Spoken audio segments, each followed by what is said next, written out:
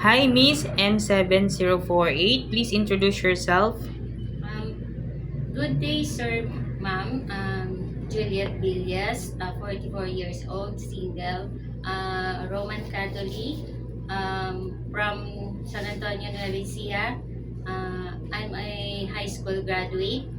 I worked from Saudi Arabia in 2 years, finished contract. I serve a family, two adults and one child, 10 years of age. Um, my main duty is general cleaning the house, washing, ironing, and assist cooking. Okay, so you have experience being a helper in Saudi Arabia for 2 years, Yes. right? And you're taking good care of a 10-year-old Yes. child.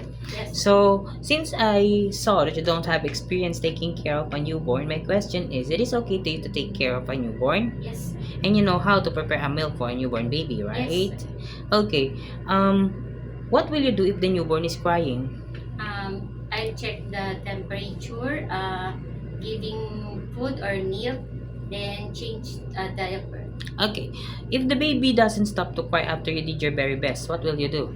I call the employer i- to what happened the child. So you will tell what Yes. happened to the child.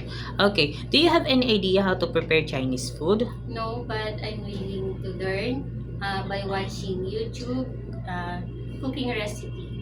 S- Of So you will read some recipe books. Yes, Okay. Why do you want to work in Hong Kong? because of the high salary, culture, and to support my family. Okay. And how long do you prepare to work in Hong Kong? 2 years or more, as long as my employers need me. So as long as your employer needs you. Yes. Okay. If your employer prepare food, it is okay to you to eat. Yes. It is okay to you to share a job without a helper. Yes. How about sharing room with a baby or kids? Yes. It is okay to you to learn their language. Yes. It is okay to you to taking care of pets and elderly. Yes. It is okay to you to cut your hair into short. Yes. How about not to use cell phone while working? Yes. Okay. My last question is, what will be your message for your dearest employer? To my future employers, please hire me. I am responsible, hardworking, and follow the rules or instruction. I promise that I will finish my contract as long as you need me. Okay. Thank you very much, Miss Julieta. Thank you.